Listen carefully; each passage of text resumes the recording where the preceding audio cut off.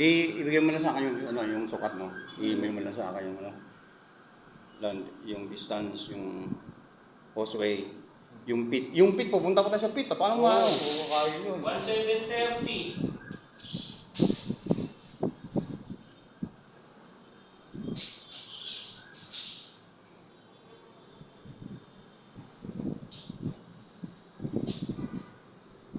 Hollow blocks ba to? Hollow blocks.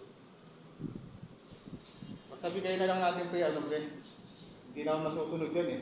1.8. 1.8. Yung ano na lang yan. Hmm? Pase dyan sa Doon tayo pumasa sa, sa capacity, yung shot requirements. So yun, sundin na lang natin. Oo. Wala tayong problema, di ba? Oo, sige, magbe-base na sa drawing. Mm. Yan na sa drawing. Itin na natin. Oo. Ito magandang lagyan ng solar panel, oh. What?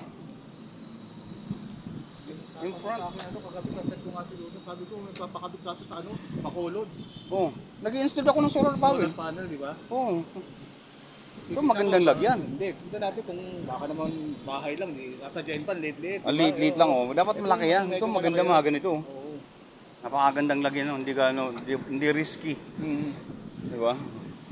Dito lang pala, nahirapan pa tayong maghanap-hanap. Ang natin kami imos. Oo, ako rin eh. Ako rin, sabi ko, puto ba atras. May SSS doon dati eh. Ayun. Natatandaan ko paglagpas ng ano, SM Bacoor nga. Kasi sabi sa akin nung ano, nung